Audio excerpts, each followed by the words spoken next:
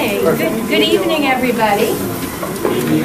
Hi, welcome to the Communicating Effectively workshop for the Business Plan Competition. And I'm Lynda Maddox, so, something just happened. Sam, do you know what to do? While Sam's fixing that, I'll tell you a little bit about me. But first, how many of you are here because you are part of the Business Plan Competition? Is anybody not part of it? Yeah, okay, so we have kind of a mixed audience. The principles that we're going to talk about are applicable to any presentation that you might do. And I personally teach marketing here at GW. And I often do this workshop to teach people how to do business plan pitches or marketing pitches, anywhere where you're trying to sell ideas. And the purpose of the workshop is not just to tell you, how do you hold your hands, and how do you use your voice, and how do you establish eye contact. That's certainly part of what we're going to talk about.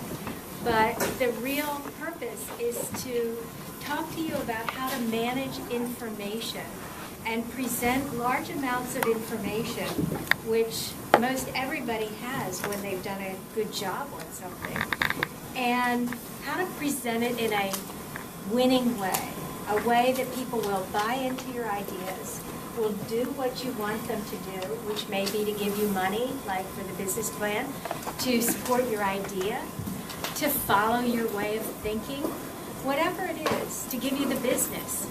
That's what we're after when we talk about managing information effectively and presenting it in a way that keeps people's attention.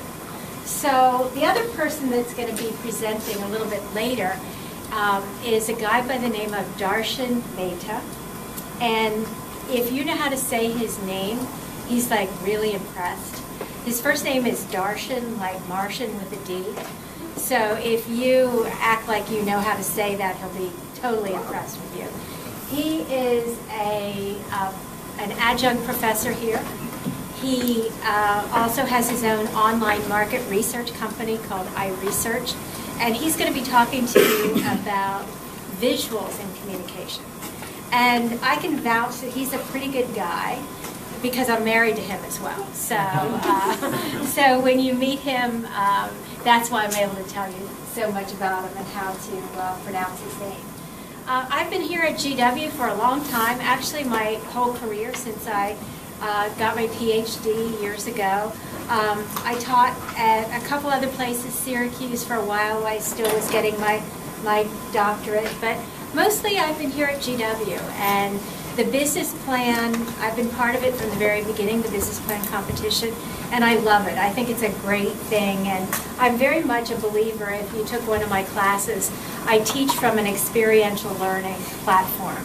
And I think that doing real-world business pitches and problems is where business education is all about.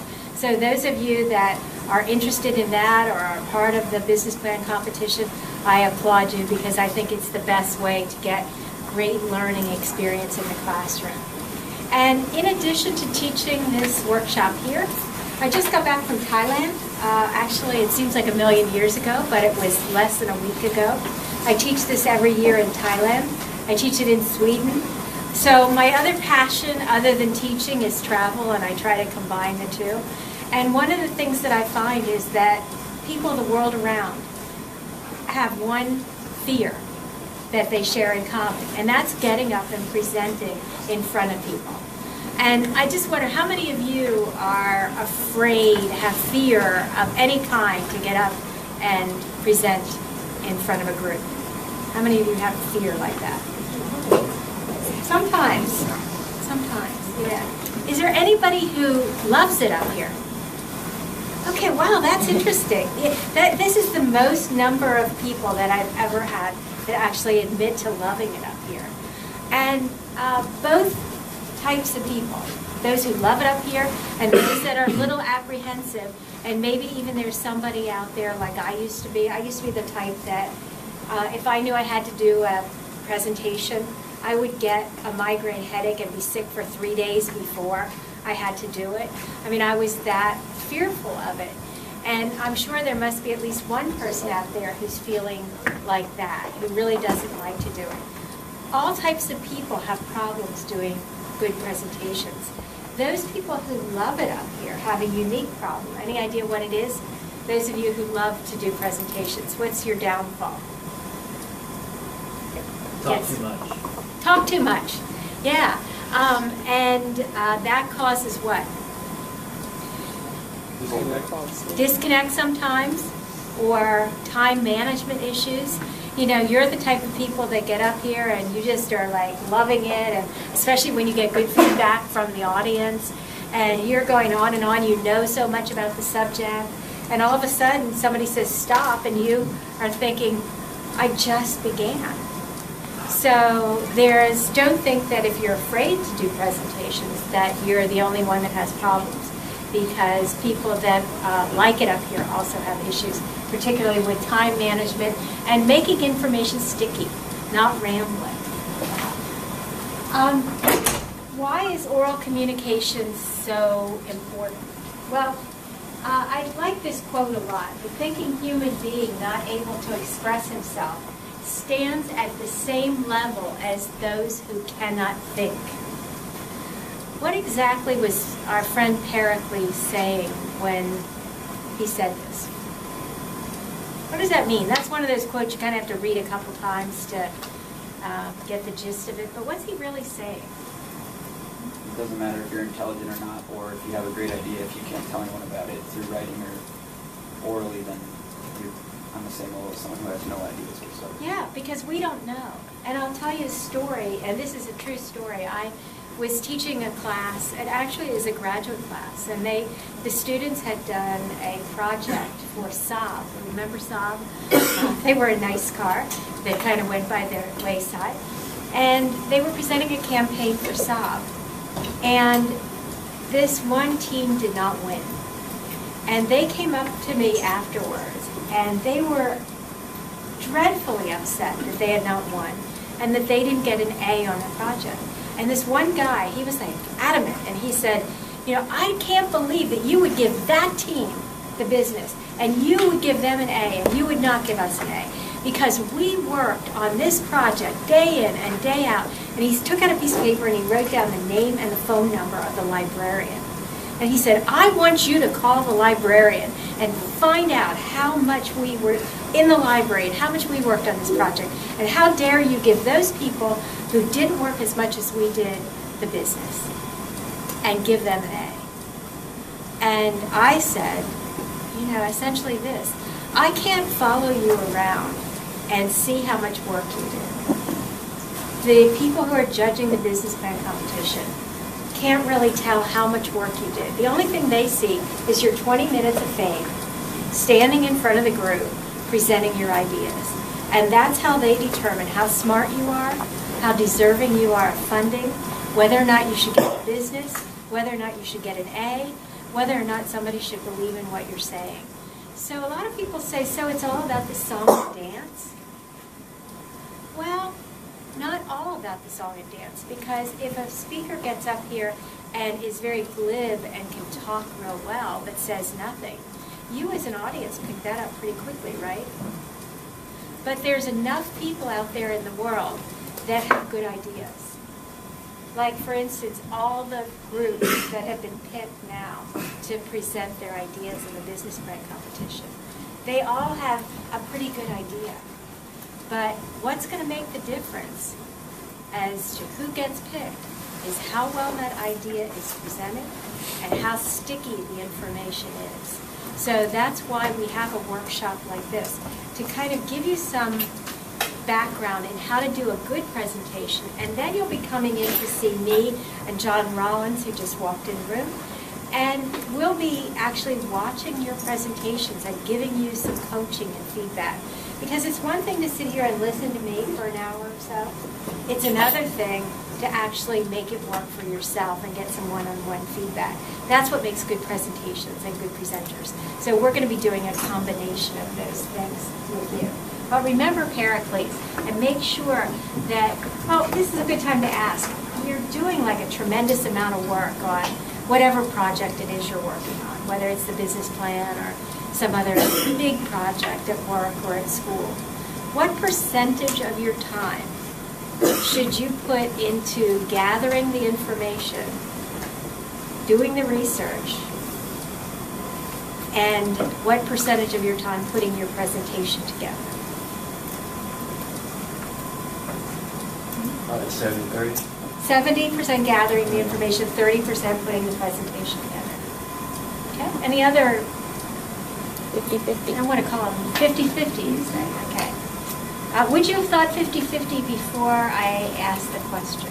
Yes, I've had to defend a dissertation, so I understand. Okay, so you would. And you know, most people think 70-30, and yet in reality, you know what they do? Would it be 80-20? 80-20. And what most people do? 90-10. They spend 90% of the time gathering the information and 10% of their time putting it together. But as you correctly assessed, it's really closer to 30% of your time if you're really practiced and good, if you do this all the time and you're really skillful at it. But for most people, it takes 50% of their time to put the information together. Especially, and the more you know, the more expert you are, the more research you've done, the more information you've gathered, the longer it takes to organize it and put it together. You know, you've heard the old saying that if you tell me that I had to give a speech and I have as long as I want to talk, I can do it right away. But if you tell me I only have 5 minutes to deliver it, I need 3 days to prepare. Because it's so hard the more you know, the harder it is to say what's important and what's not. And so 50% is a good rule, 50-50, putting together the information and 50% gathering the information. So my goals for today are to identify some qualities of good presenters and to improve your comfort level. Those of you that love it up here, we don't need to improve your comfort level, but we can give you some practice and feedback on when you come in and see us from a coaching standpoint. And, you know, the qualities of a good presenter. Just off the top of your head, what's the best quality of a good presenter? Connecting with the audience? Connecting with the audience, exactly. Knowing, so you have to know your audience, right? And you have to connect with them. And what connects with an audience? Engagement. Engaging them, yeah. Engaging them, maybe asking questions, getting them to participate. Anything else? Eye contact? Eye contact? If you had to generalize it and tie it up in a bow, like, what makes a good presenter? Investing emotions. Investing emotions. You have to like what you're doing. You know, I just told my undergraduate students right now are entering the National Student Advertising Competition. They're doing their project for Mary Kay Cosmetics. And I just came from them, and I said to them, you have to be in love with your subject matter. And I told them, you guys act like you really dislike your subject instead of being in love with it. And they said, well, we do right now. You know, they're so tired of it. And that's what happens sometimes, is when you spend so much time with something, especially putting it together into a presentation, you lose the love affair. And you need to regain the love affair. But I always say that everybody can be a good presenter, because the number one quality of a good presenter is to be yourself. And that's why I say everyone can be a good presenter, because everybody has their own unique personality. And I always say that if I came in here, and so far I've been talking to you for what, 5-7 minutes? Is there anybody in here that does not have some judgment about my personality? Yeah, probably everybody does, right? Everybody has some idea of what, like if you met me at a party, you would know what kind of person I was. And when I do this as a 3-day workshop, I actually have people write down on a piece of paper, write one quality that describes me. And then I don't ask you to put your name on it or anything. And then I look at them and read them out. And it's amazing that about 50% will have a similar viewpoint. And that's something you should work for. And it's something that took me a long time to realize, that that's the important thing about connecting with the audience. It's not trying to be somebody that tells a joke really well, or somebody who's like really gregarious, or somebody that's really powerful. It's, can you convey the information as if you're talking to somebody one-on-one? And if you can do that, and if the audience feels like they know you, you come a long way towards having them trust you, believe you, and follow what it is you want them to do. Why be a good presenter? Well, it improves your confidence tremendously. I think that we've all heard about how fearful most people are at doing the presentations. And that doesn't mean you shouldn't have any nerves when you're up here, by the way. You should, because it gives you energy. It also helps you achieve visibility, become a better manager, get the business, whatever it is you want to do. And I always say everyone can be a good presenter. That doesn't mean that you'll all be equally good. You know, I can't say that you'll all reach the same level, but I think that every one of you should be able to do a winning presentation. And the first thing we talked about, be yourself. Let that come out. And everybody has a quality about themselves. I always say, think about what your mom said about you. Like, what does your mom say? You know, she'll say, oh, you have such a beautiful smile, or you have such nice eyes, or you have such a kind face, or whatever your mom says to you. If your mom says it, it's what other people like too. So let it come out when you're up here. Be prepared. Nothing could be more important than that. And when you do your presentation to John and me, that's one thing that we'll really ask of you, is you don't want us to give you feedback like, oh, you shouldn't be reading off your notes.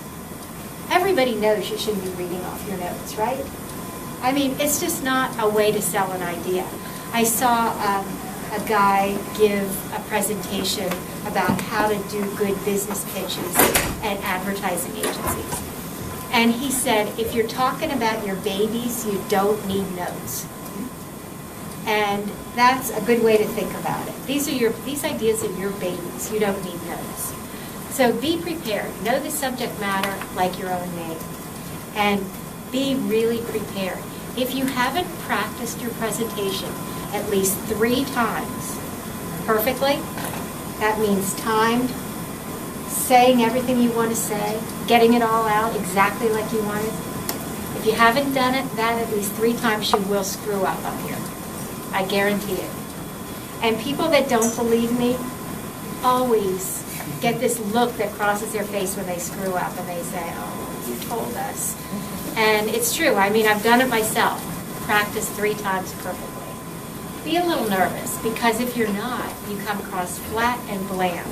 This is another thing that happens to people who love it up here. They do it so much, they get tired of it. It's not exciting to them anymore. They're not in love with it anymore. So you have to be in love with your idea. Be confident. That's another thing your mother says, be confident. And you say, well, gee, if I could, I would, but I'm not. Well, I always say there's a couple things that make you confident. The first thing is this, the stage up here, makes you confident. Because when you guys walked in and I was standing up here, what did you say to yourself in your head? Oh, that must be the professor. And until I open my mouth, you assume that if I'm the professor, I know what I'm talking about. So I start out up here, right? And you start out up here. And always remember that. That will really help your confidence. When you're in front of a room, there's an expectation that you are going to be good until you prove yourself bad. When I first started teaching here at GW, there was an older professor that I'll never forget. He said to me, I want to tell you a little secret about undergraduates and graduate students. He said, undergraduates, we think they're stupid till they prove themselves smart. Graduate students, we think they're smart till they prove themselves stupid. And I always think of that when you get up in front of a room, that when you're an expert on the subject area, like you are on your presentations, we assume you're smart. We assume you know what you're doing. Let that make you confident. And only you can bring yourself down.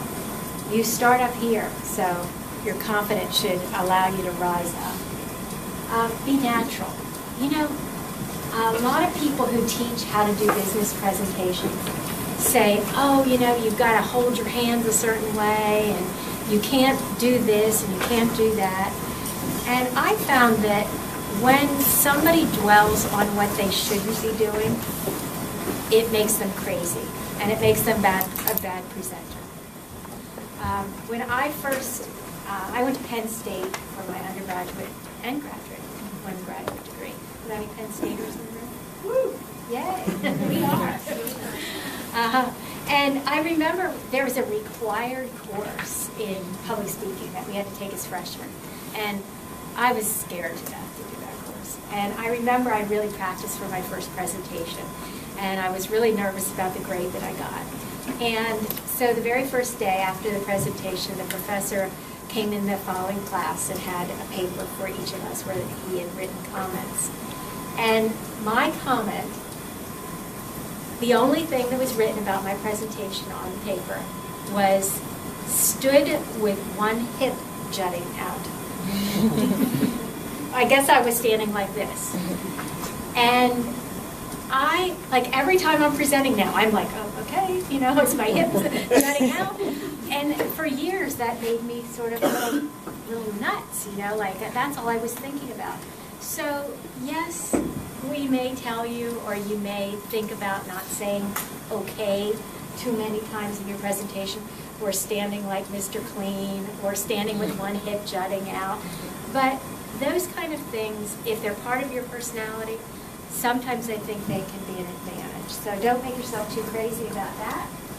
And let's talk about now how to write a good presentation. So you've got all this information. You've been working for weeks, months, some of you years about your idea that you're pitching. I'm really big on this, and if there's nothing else that you remember from this lecture, remember this. The very first thing that you need to do is think about the one thing that you would want the audience to remember. If they remember nothing else from your presentation, what would you want that one thing to be? And I personally use this technique for many things that I do. If I'm working on a consulting project, I'll say to the client, if the research that we do for you only gives you one insight, what would you like to know? And it's really hard for people to do that. It's really hard to narrow down and say, because you say, wait, I want to know this and this and this and this. No, only one thing. Because I remember reading a while ago about some research on higher education. And the research showed that after an hour-and-a-half lecture, the average student remembers only two things that the professor has said.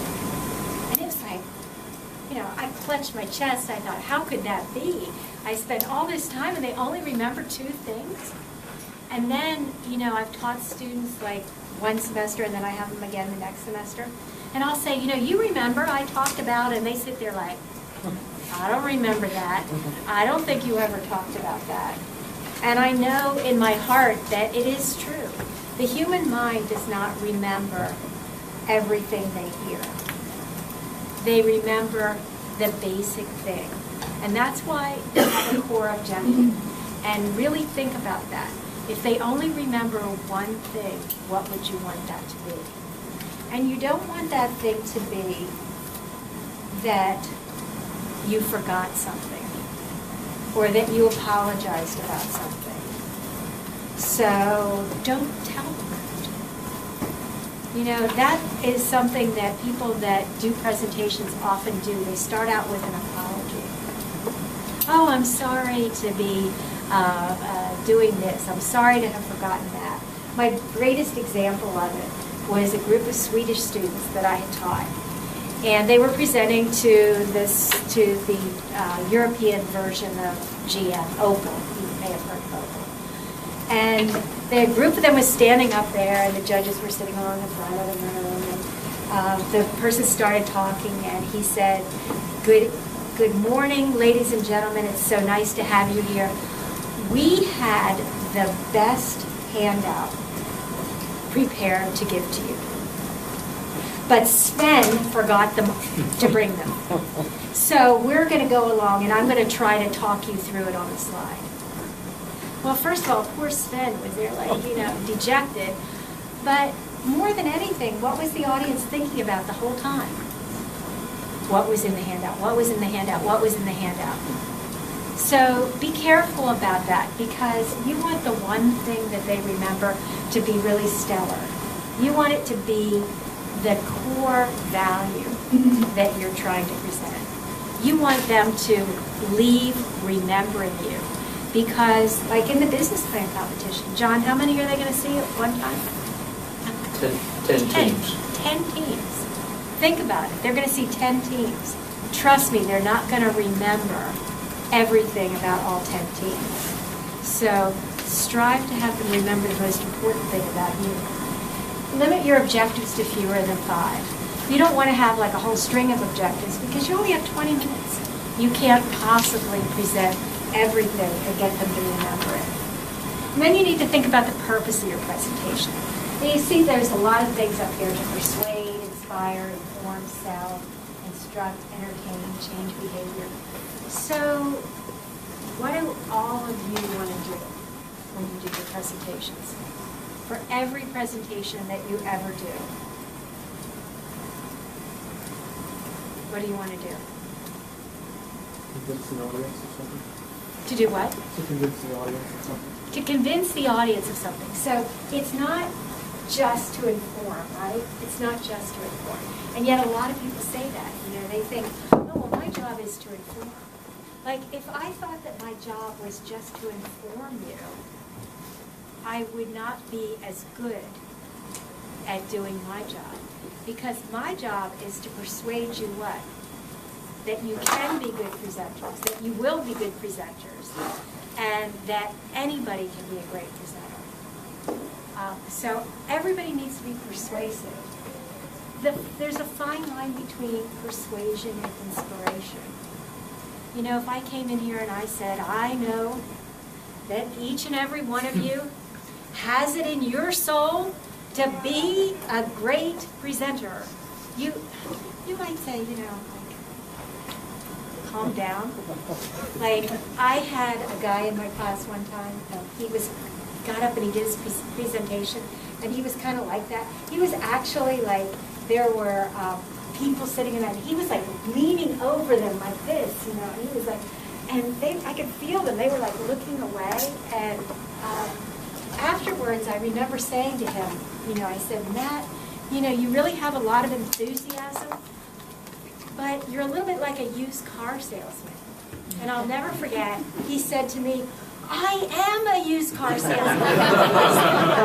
My father has a dealership. I've done it since I was a child. And now he's one of the most successful car dealers in the state of New Jersey, by the way. But he was a used car salesman. So there's a fine line between persuasion and inspiration. And you kind of need to assess your audience. The key is assess the audience. Everybody wants to inform, sell. What about this? To entertain. I had a colleague one time, and he said, oh, these students these days, they just want to be entertained. They don't want to learn. Well, do you want to be entertained? Yes, because otherwise you're bored. Yeah. And remember that regardless of what you're presenting, and the more boring the material that you're presenting, the more entertaining you have to be, because otherwise you will lose your audience. And so how do you be entertaining? What are some of the techniques? What makes a speaker entertaining? Say that again. Tell stories. Tell stories, tell stories, tell stories. Give examples. It's, again, I've told you so far, I want you to remember that everybody can be a good presenter. Just be yourself. Secondly, to remember that one point that you're trying to convey. And the third is to tell stories. That's how we remember information. That's what makes information sticky. That's what makes us entertaining, not boring. It doesn't matter if you're talking about accounting, or if you're talking about finance, or if you're talking about your baby, your business plan idea, or whatever. If you're not entertaining, they will be bored, they will not remember. You don't have to tell jokes. Some people are good at it, but jokes are not always the best way to entertain. People always think that, oh, I have to be funny. Not really. You need to tell meaningful stories that connect with the audience. One of the first things we said about connection. And if we want to change people's behavior, if we want to get funded for our business that we're pitching, if we want somebody to hire us, what do we have to do? You need to ask for it. If you do not ask for it, you will not get it. Now that doesn't mean that you have to be like my friend, the used car salesman, who ended his presentation, by the way, by he waved a piece of paper when he said, I want your signature today. And he went overboard. But if you want to be funded, you want to tell them, yeah, I want the money. And this is what I'm going to do with it. And this is how you and the consumer is going to benefit from your funding my idea. I want to be hired by you. I'm really looking forward to working with you. And if you hire me, this is what I think I can do for your company. So some of the things that you need to think about in addition to what we just talked about is just sheer content. What should go in and what should be left out? And how do you say it well?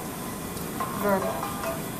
And most people use too many words to say what they're trying to say.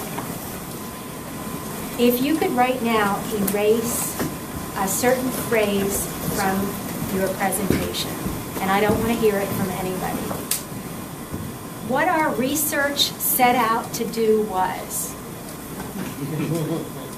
what we were trying to find out was, do you know how many times you start a sentence with that?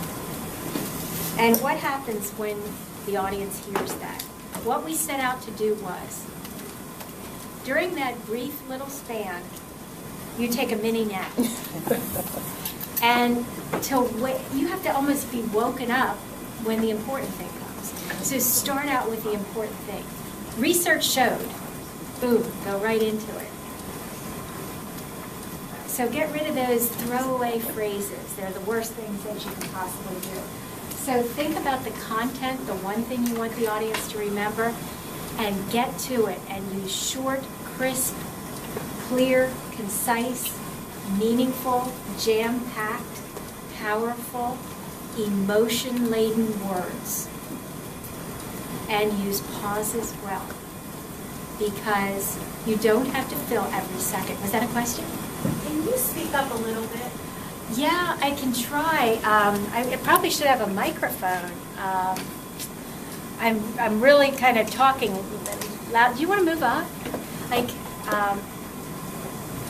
Come on, please move forward. I mean, I'll try talking a little louder, but I really. I imagine that's pretty important too. Yeah, it is. And I should have a microphone on here, but I don't. It's funny, I teach in this room all the time, and people don't usually have trouble hearing me. No, come on, just move on up. Anybody else want to, there's plenty of room up here. Move up. Yeah. Is there a microphone up or something? Yeah. And I'll try to talk louder too. Use your voice well. That means don't talk in monotones. Use pauses. Use intonation. How many of you in here is English a second language for you, or a third language? Okay. A lot of people worry when they talk, if English is not their first language, that somebody will not understand their accent or will misunderstand something that they say. I can tell you that accents are one of the most charming things about a speaker. And the way we talk and our voice tone and our intonation is part of accents. So if you have an accent, use it to the best of your ability. Good. Thank you.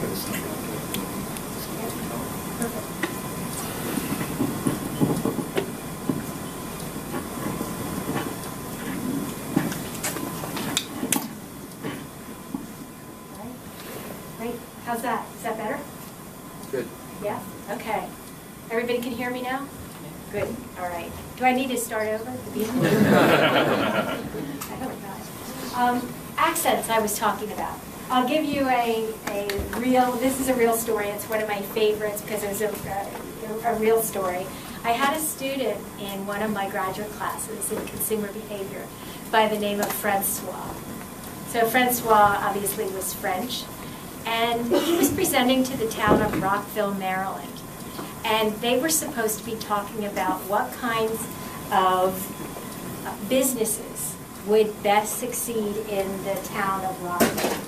And Francois kept saying, what we need in Rockville is an hamburger restaurant.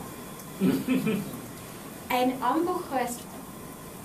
And this old guy from Rockville leaned over to me and said, "What's an hamburger?" And I said, "It's a hamburger." And he said, "Well, why doesn't he say that?" I said, "Because he's French, you know?" And all Francois would have needed was a big picture of an hamburger restaurant, and we would have been saying, "How charming.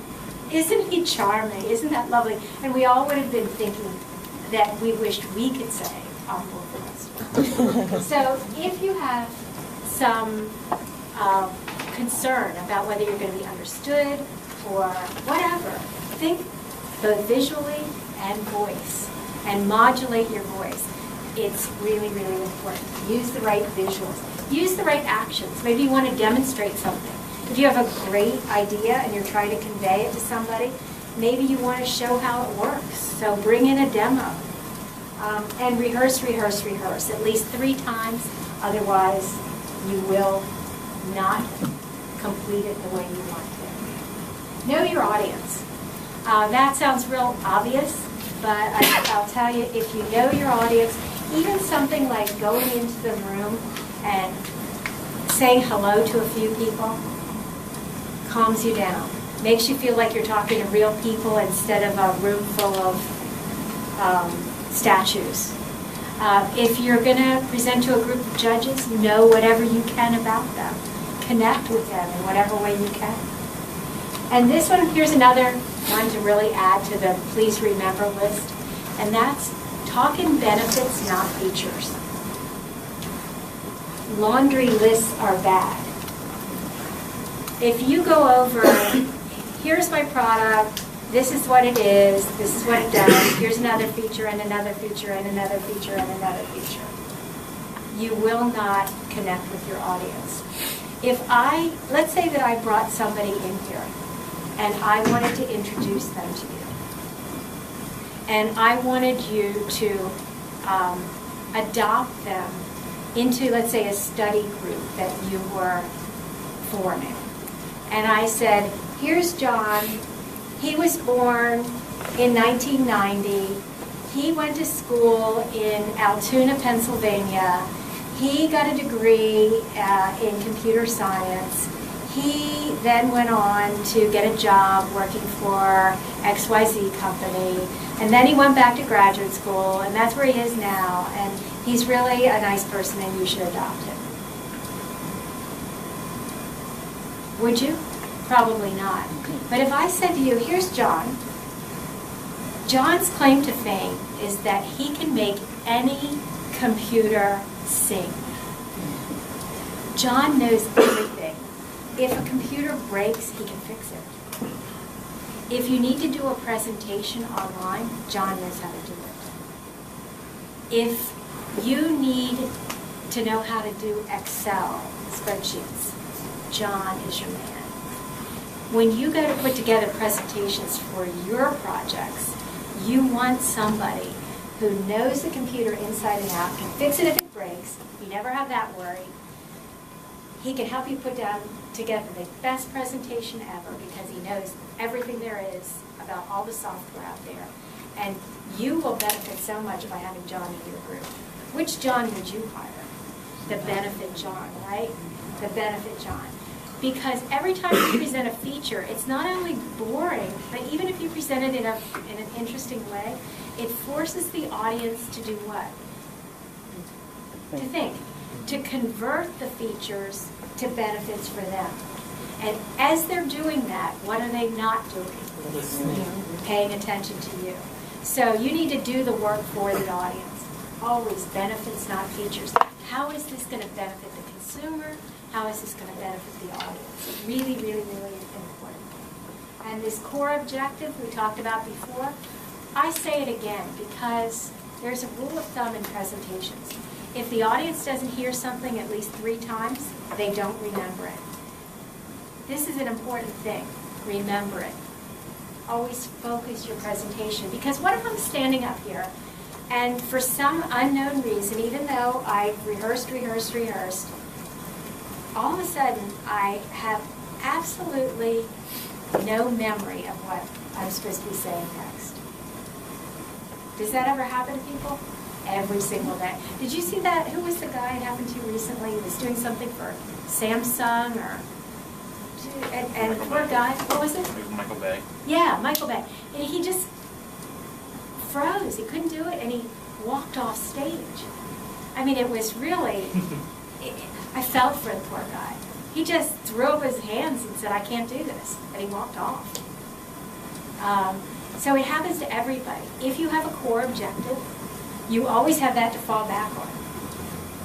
And so that's just one other reason to have a core objective, to focus you and your presentation. By the way, if you're doing a team presentation, which most people are going to be doing in here, and I'm up here, I'm presenting, and I all of a sudden freeze. What should my team do? Support you. How? By, hopefully they were present in the practice experience to be able to pick up kind of where you dropped off. Or Yeah, give me a remind key you. word. Yeah, give me a key word. I can't tell you how many presentations I've seen where the poor person is standing there flapping in the breeze and the team is standing back there like this. You know, and they never say anything, and they just let the poor person stand there. You should be able to give that person a prompt, and if need be, walk right up, stand next to the person, and say, like you were saying, Jane, and you can help. You know what? It's such an important technique that I sometimes, when I coach teams, I tell them to throw a mistake like that in there, because the judges always say, oh, that was so grace under pressure. They had such great teamwork. So it's a little technique that we often throw in just to make a great presentation. But always help your team with teammates. Okay, the first thing that you do after you have your one thing that you want people to remember, your core objective. The first thing you write is your ending. Sounds a little counterintuitive, but there's something in persuasion theory called the primacy-recency effect. Have you heard of it? Primacy-recency? Yeah, it means what? Like you remember the first and last thing. Yeah, exactly. You remember the first and last things, and out of the first or the last, which are you most likely to remember? The last. Yeah, so you remember the last thing. So that means, you know how many people, they have a 20-minute presentation, right? And they're going along merrily, and especially the people that love it up here, right? And all of a sudden, the time's up. And what do they say? Oh, I guess I'm out of time. That's it. Oh, that's it. I'm done. Finished. Oh, what time? Oh, I'm finished already? That's what they remember. The thing that people remember most is the last thing you say. Do you want the last thing that you say to be, that's all, folks? I don't think so. The last thing you want to have said is, hire me. Give me the money. Fund me. I will make you proud, and I will make you money. That's what you want them to remember. So the last 2 minutes, let's say you're in a 20-minute presentation, the last 2 minutes, you should, it's like the executive summary of your presentation. So if I were ending right now, I might say to you, I hope that all of you have enjoyed this workshop so far, and that you remember that all of you can be good presenters. Just be natural. Let your own personality come through. have a core objective, the one thing that you want people to remember. Say it at least 3 times, because otherwise they won't remember. Speak to people in benefits, not features, because you don't want the audience to have to work too much.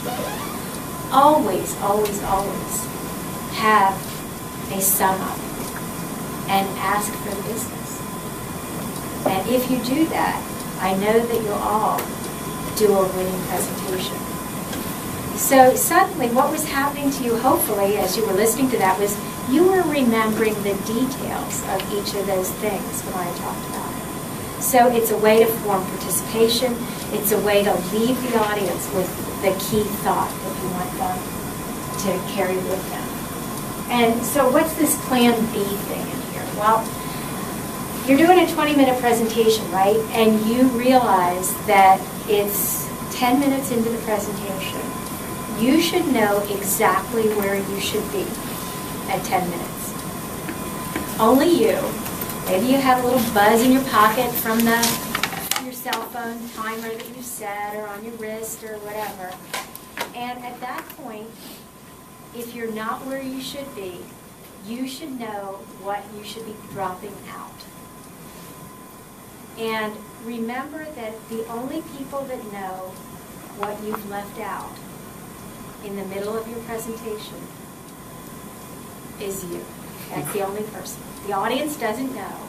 You know, we often sit down and after we're finished presenting, we say, oh, I forgot, darn, you're so mad at yourself for forgetting. Doesn't matter. The audience doesn't know. If I told you now that I forgot to tell you 5 really important things, you wouldn't know unless I told you that, right? I didn't really forget it, but if I had, the only way, and then you'd feel really bad if I told you, right? But Plan B is that part you leave out in the middle, because the thing they do miss, if you don't have it, is the sum up and the call to action at the end. The most important part of the presentation. And if you write it first, it's like a guideline. It's an executive summary to write the rest of the presentation. And you can probably guess what you present or what you write next, right? The second most important, the beginning. Develop your beginning, because that's equally important. And when you do that, you have to establish your authority. And research shows that there are 2 components of authority. Any idea what they are? Experience. Okay, your experience, your credentials, and what's the other thing that establishes authority? Titles. Say it again. Titles. That's part of your credentials, but there's another Knowledge or component expertise. of that's part of credentials. Credentials are important. Credibility? Yeah, and what makes somebody credible? Sorry. Expertise, that's all part of credentials. Yes. Who else speaks well of you? Maybe that, who else speaks well of you? If you're lucky, you might have somebody else introduce you who says all these wonderful things about you. But if you don't, if I came in here and I said to you today, good afternoon, my name is Lynda Maddox, Dr. Lynda Maddox, PhD. I have a graduate degree in business. I have taught this workshop 720 times in various countries around the world. My students have rated me very highly in student evaluations. I get a score, an average score of 4.4, a 5.0 score, blah, blah, blah, blah, blah. Yes? Confidence. Okay, the confidence, it might show that if I said that I have a lot of confidence, but what didn't I have in telling you that? Yes? Body presence. Yeah, likability. Likability. Authority is comprised of 2 things. Credentials, and that's all the things you mentioned, plus likability. And if the audience doesn't like you, they will not believe you. And so you need, how do you make yourself likable? Goes back to one of the first things we talked about. Be yourself. Like the audience and like your subject matter. If you don't like the audience, you don't like your subject matter, and you really don't want to be there, trust me, it shows. So in the beginning of your presentation, somehow you want to make the audience like you. And you can do that often by telling a story. So instead of just listing, it's the old laundry list thing. If I just list all my qualifications, you're going to say, like, so what? Who do you think you are? Right? But if I tell you, my passion, I love to teach, and I love to travel, so I kind of I do this around the world. That tells you a little bit about me that makes you feel as if you know me as a person. And once you know somebody as a person, you start to like them. And yet, authority is not destroyed. So think about that, especially as you sell your business plan ideas. Really, you want them to think that not only do you love your product or your service, but you want them to love you too, because they're going to fund you or they're going to hire you. So tell the audience why they're here and how they're going to benefit from listening to you. In the middle of your presentation, you want to reinforce, exemplify, enumerate. I want you to remember 3 things. And by the way, if you say there are 3 important things to remember, what do you need to make sure to do?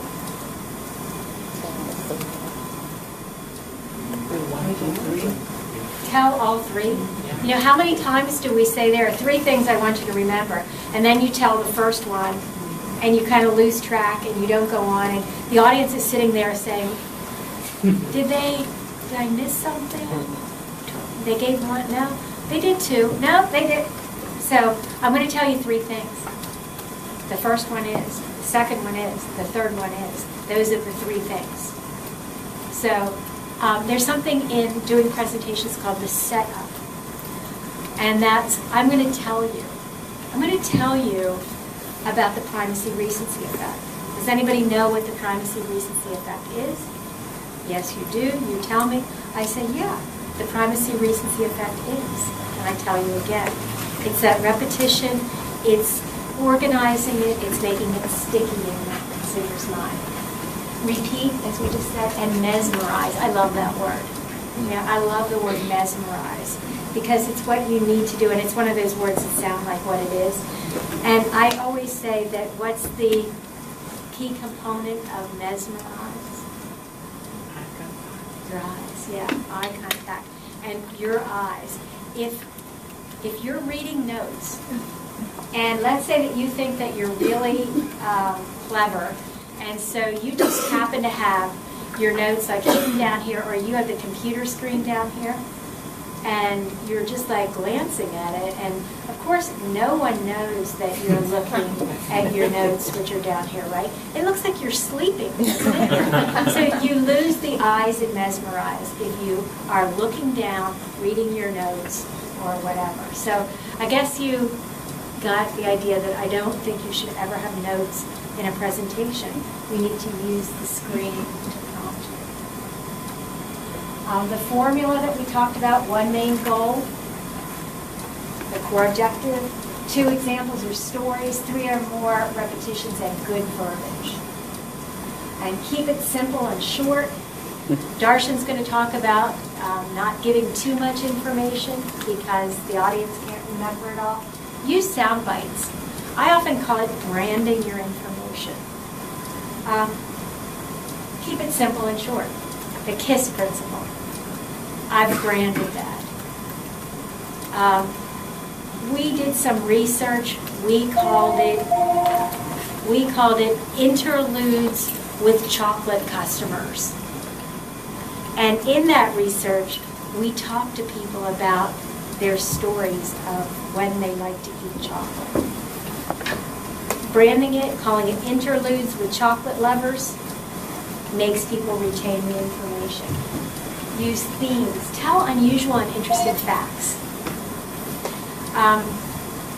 I went into a presentation one time, and I was watching them, and it was in a class in Sweden.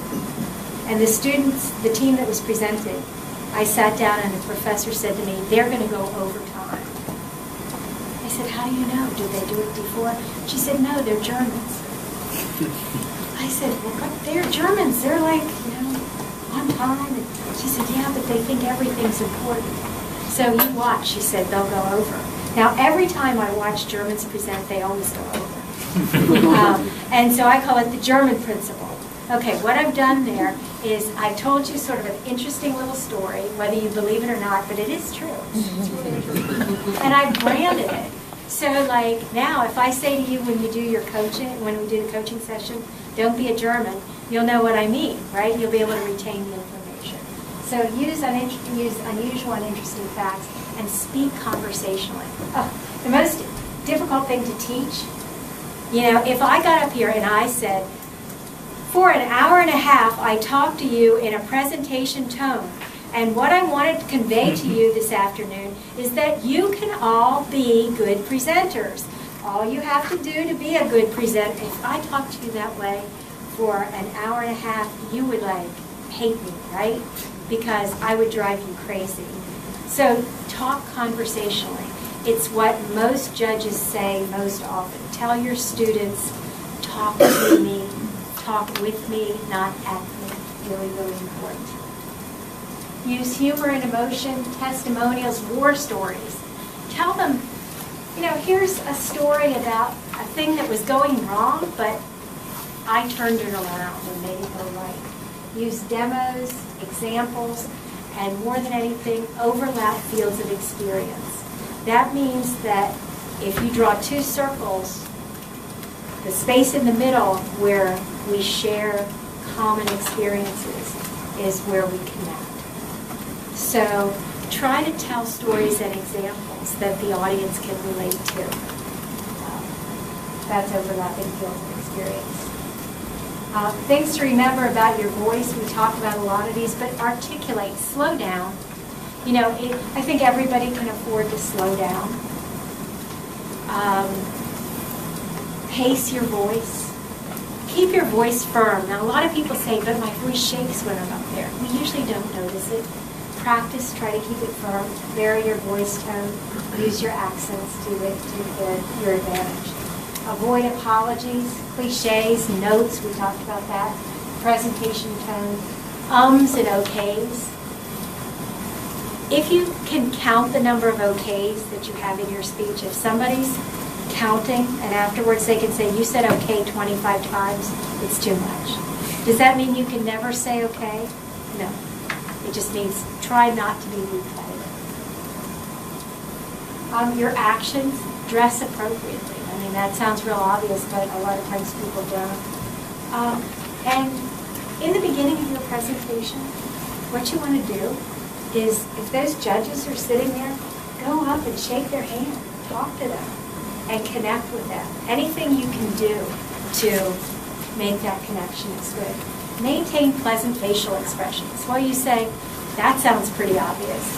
But when you're presenting as part of a team, and you're front and center, you're probably going to have a good facial expression. But what's your team doing back here? If they're standing back here like, or looking at their notes, which is what they're often doing, or looking like scared, you'd be amazed. We don't look at what the speaker's saying. We become mesmerized by the people back here doing all sorts of things. One time I had a group, and it was really funny because they were all, like, there was one guy, and he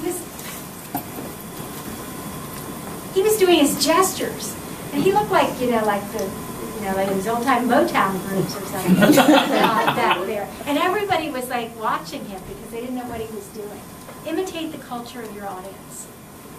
That means if you're presenting to an audience that is in a country, let's say, that's a group of smilers, like Americans, we're smilers. Smile when you present. We did this workshop, Darshan and I, one time in Russia. And afterwards, this one guy came up and he said, I know you said to smile, but in Russia, if we smile, people think we're a little crazy. And it just was not, it's not a smiley culture. So imitate the culture of your audience. Be formal if it's a formal audience. And I don't just mean national cultures. I mean business cultures too. Think about who you're speaking to and imitate the culture of your audience. Make eye contact. Move your eyes around the room. This is another thing my lovely Penn State professor said that I've never forgotten, the one that told me I stood with one hip jutting out. Well, he also said that a lot of people are afraid to make eye contact. So what you need to do is, if you're afraid to make eye contact, is just pick a spot on the wall and talk to that spot on the wall, and the audience will think you're talking to them. Well, I just saw somebody turn around to look what I was looking at. So did anyone think I was looking at them? Nobody. As a matter of fact, it's so important to make eye contact that you want to find, I call them my home people, and I look for my home people in the room. And they're people that I can count on to smile at me and nod at me and make me feel good, you know. And I usually like to find them. There's a guy in the back there, he's been smiling at me the whole time, and it makes me feel good. If I'm like feeling a little nervous, I look back there, I look up here, I look over here. I know where my home people are. And if you are afraid, plant home people in the room. Tell them, look, I'm a little nervous. I want you to sit there, and I'm going to look over at you, and I want you to nod at me and make me, yeah, exactly. And suddenly I calm down. It's really a good technique to use. Maintain eye contact for at least 3 minutes. So if I'm looking at you, I want to look at you for a good period of time, because that allows me to make a connection with you. If I'm darting my eyes around the room, it makes everybody nervous. And people do that. You've seen presenters do that, right? And it's like you don't know where they're going to land. But look at them. Get them to nod with you. Get them to smile with you. Get them to give you some sort of positive feedback, and it works. Yeah. Calms you down. Set your stage. This is something, like, to a certain extent, the room's like it is. Like, this has a whiteboard back here and the screen's here, and they told me I have to stand in a certain place because of the camera. But you can control it to the best of your ability to make yourself comfortable. Get rid of barriers. Never. I'm like really big on this. If you want to sell somebody on your idea, how sold would you have been on anything I was saying if I was standing back here looking off my screen like this and talking the whole time? Like, especially if you're like me and you're short. You don't want to be standing back. I mean, I have heels on. If I had them off, I'd really do that. But you don't want to be back here. It puts a barrier between you and your audience. So walk up. Now, you don't want to do like, you know, the used car sales guy who was leaning over the audience, like, you know, like he was going to kiss them. But you want to connect with your audience. You want, some people feel comfortable walking up the aisle. You know, there was a professor that used to teach here at GW, and he used to get up on top of the desk. I've never forgotten him. And he had a whistle he would blow too. I don't feel comfortable doing that, but if you do, and it's you, do it. You should have taught next to him. Like, we used to teach in classrooms at the time that had folding curtains, and I would hear people laughing and cheering, and he'd be blowing the whistle, and I would know that Paul was on top of the desk. Interact with your audience. Appear spontaneous and natural. Get them to talk to you, laugh with you, feel with you. It's all. Try to avoid nervous movements, like doing the same thing over and over and over again. Try to avoid it, but don't make yourself too crazy. Formidable postures, you know, like this, pointing. I did not have sex with that woman, Monica Lewinsky. Yes, you did. That's what that says. So, did you notice? Somebody told him he shouldn't do that, so now even today, you notice him holding his finger this way. Yeah. Don't do it. It's like your mom, you know, doing this, and it says you're guilty of it. Channel fear. Remember, you're the expert up here. Look around, smile. It makes you calm down. Locate your home people, the nodders. Rely on audience empathy. You know, most audiences don't want you to fail. They want you to succeed. And certainly those of you that are doing the business pitch, they want to see you succeed. They want to have a hard time picking the one they're going to give the money to, and that they're going to hope will. They hope everybody succeeds. So rely on that. Sometimes it's just taking a breath, stopping for a minute, because sometimes your throat gets dry. Keep water up here, but who was the guy that, the vice presidential candidate yeah, you don't want to do that. I mean, he was like the classic example. I don't even remember his name, but I can picture him gulping the water. Paul Ryan. Okay, group presentations, you're going to be doing your presentation as a team, right? So practice as a team. If you don't do that, you will screw up. So don't say, okay, you do this part, you do this part, you do this part, and then hope you all come together. You won't. You have to present as a team. Introduce your team members. Sounds real obvious. People don't do it. If you have a team name, say it and say it again and say it again. There's going to be 10 teams. You want them to remember your team, and you want them to remember you. So wear a name tag. Say your name. You know how you feel when you've been introduced to somebody and you can't remember their name? You feel embarrassed. And what do you try to do? You try to avoid that person. Have you ever actually crossed a street because you didn't want to run into the person because you couldn't remember the name? I've done that. That's how people feel when they can't remember your name in a presentation. Make sure that you introduce every team member. Use each team member's strength and obscure their weaknesses. So let's say you have somebody that maybe is a little nervous or has an accent that they're a little worried about. Maybe you want to present, like, instead of presenting, having like one person come up and then the next person and then the next person, present as like a duo and play back and forth with one another. Starters and finishers can be like the really gregarious types, but people that are a little shy and seem really believable are good at presenting detailed information and good at presenting information that might be a little controversial. So use everybody's strength and weakness. Set your stage. And if you're part of a team and the team is, and that your team member's saying something that's important, nod, look pensive. And now you don't all want to stand back there going, like bobbleheads, but you want to look, and when somebody says something, make a facial expression or a gesture if that's an important thing. Add variety, vary the pace and styles, show your teamwork. Practice your footwork. So, if you're falling over, we just saw a team present in Thailand, and it was really funny. Everybody started laughing because initially they got up there and there were 7 presenters, and for the first minute they were all changing spots, but nobody, everyone is watching them. What are they doing? You need to be choreographed. Come up there and know what you're doing. And practice doing Q&A. The question and answer session of your presentation is ultra important. I can train anybody to be a good presenter, but whether or not you can do good Q&A is often something that you really need to practice. And just a few tips about Q&A. Come forward. You're doing the presentation as a team, come forward. Stand along where you're going to converse with the judges.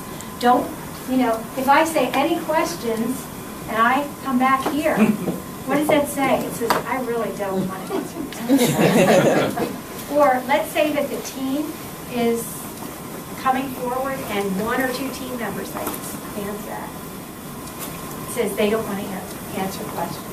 So ask for it, position yourself to talk one-on-one, anticipate questions, and practice. A lot of people say, well, we know that our big weakness is, and you know what it is. And so you say to yourself, let's hope they don't ask it. We'll have an answer, but we're going to hope they don't ask it. They always ask it.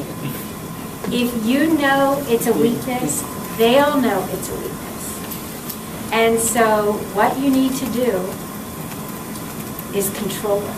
And how do you control it? You bring it up in your presentation.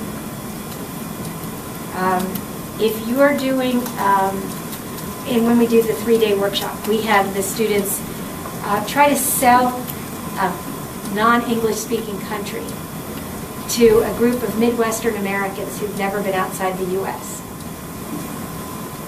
And one of the countries that several of the teams picked one time was Colombia. And they thought that we listened to the teams, and they were talking among themselves, and they said, well, do you think they'll bring up drugs? And they talked about it for a long time, and they said, well, if they do, we'll have an answer. First question, drugs. Second question, more about drugs. Third question, more about drugs. And it got to be like a feeding frenzy. But the team that got up and said, we want you to consider going to Colombia for your next vacation. Now, you're probably thinking, isn't there a lot of drugs in Colombia? Well, certainly that's what you hear in the news, and we can't say that there are no drugs in Colombia. But we can tell you how things have improved and what sort of security they have towards us, and that's what it is. And you're going to be traveling with our team, and we know the ropes. You controlled it. Doesn't mean there won't be any questions on it, but fewer questions. So be prepared. Answer it, anticipate them. Listen before answering. Sometimes you think that the Q&A session is a time where you're being grilled. And so you want to do so well that before the question is even out of the judge's mouth, you're saying, yeah, I know that answer, and you're talking. Calm down, just stand there. Do you want to say that's a good question to the judge? Maybe once or twice, but if you say it to every question, you look a little pandering, right? Yeah. So don't do it too much. Answer thoroughly, but don't over-answer. You know, you kind of have to watch their eyes, and you want them to get it, but you don't want to keep going and going and going, because you deprive them of asking other questions, and you also might bring something up that you don't need to. Answer thoroughly, but not too much. Know when to deflect.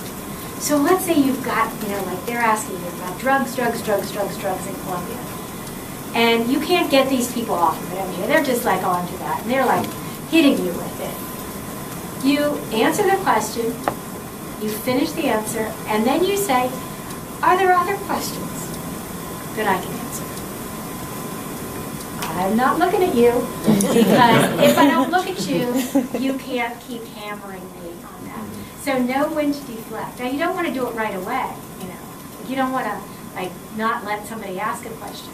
But this is what you might do if somebody's just keeps going and won't let you go and will not stop. And you want to give somebody else an opportunity to talk and never be defensive. The first thing you will feel when somebody asks a question is they're trying to trip me up. And the worst question you can get, right after you're finished doing your presentation and you think, I nailed it. And somebody raises their hand and they ask you a question and you're thinking, I cannot believe this. I just said that. First of all, never say that. But don't show it in your eyes. Don't say right? People do that. And it's not just the person up front, it's the rest of the team. Don't roll your eyes how could they be asking that? I mean, we just went over that. Don't do that. Because if you do that, you will lose the business. And why do people do that? Why do people ask a question that you've already answered? That you've already gone over? Because it's Q&A time. And there are some people, and there's some of you out there right now. If I said, does anybody have any questions? And let's say nobody has one. Who feels bad?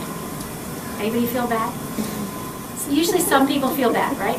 And so they're often the first person who asks a question. And they ask a question that has already been answered, but they do it because they're trying to fill space and airtime. And so they're not trying to be confrontational, so don't take it that way. So answer that first question, and then by that time, other people will have thoughtful questions. So be really careful. No, be very careful of what I call the you idiot tone of voice or the you idiot look. And you know what that is. You never want to do it. On that note, does anyone have any questions? Anybody have any questions before I let you take a little break and bring Darshan on? Questions? So, are you going to do good business presentations when I see you next time? I hope so. Be prepared, be yourselves, core objective, repeat, be natural, be conversational, do the call to action, do the sum up, right? Do work as a team and demonstrate and love your presentation. And you'll do a great presentation. I wish you all good luck, and I'll really be watching anxiously to see your presentations. Yes? One thing just occurred to me. Do you have any perspectives on engaging like media versus just speaking? Because sometimes media can get a little funky and the clip doesn't fire as precisely as you want to timing-wise. Do you have a perspective on is the old school a little bit better and more reliable, or are we moving into a space where? Honestly, I think it's up to the presenter, but I'm the type of person that simple is better, because I do not want my media causing me trouble or deflecting from what I'm trying to say. And Darshan's going to talk to you quite a bit about this, but I think you don't want to do anything that detracts. And, you know, there's this PowerPoint daze that people get in, and they're almost hypnotized by what you're doing on the screen as opposed to what you're saying. And Darshan will be telling me that you're the most important part of every presentation. Other questions? Yes? Can you say a little bit more about setting the stage, especially if you're pitching to a set of investors? Right. Are there special things you need to do up front for that specific kind of audience? Yes, I think that first of all you need to certainly pay attention to where they are in the room. And one of the things that's going to happen to you, for instance, on this business plan pitch, is that they'll be seated along the front. And you need to make sure that you're talking directly to them. Most people in the room are unimportant to you. So that doesn't mean that you don't ever want to look at them, but for the most part, the people that you want to connect with are the people right along the front. So identify the key people in the room and know where they're sitting and adjust your team stance so that you're talking directly to them and that you can have a conversation with them. That's what I would say. Remove any barriers. If you're going to do a demonstration, make sure you know how you're going to do it, where you're going to have a table or whatever. Other questions? Yes? We've had a lot of these presentations. 3 of us are MBAs. A lot of professors say don't introduce the next team member, but some say do. So like now Josh will talk about financials, and then he comes on and he goes, "I'm Josh, I'm going to talk about financials." So, Yeah. But if I don't say anything, then he just goes, "Now on to financials," and people are like, "Whoa, what I were you think just talking two about?" things. You're always better to get people to remember your names. And so I would wear name tags. And I would try to use names conversationally. So I might say, like, as Josh was mentioning, or like I said, as Darshan will tell you, so that you feel like you sort of naturally know the people's names. But you know how when people call you up on sales pitches, and they say, "Good evening, Lynda, how are you?" "Well, Lynda, let me tell you." It makes you uncomfortable. So you don't want to do it in a stilted way. You want to do it in a natural, conversational way. But I'm a real believer that if they know your name, they're more likely to hire you. So I would do it. Other questions? All right. Well, you want to just take a 2-minute break, and then Darshan will have half an hour with you. Thank you very much.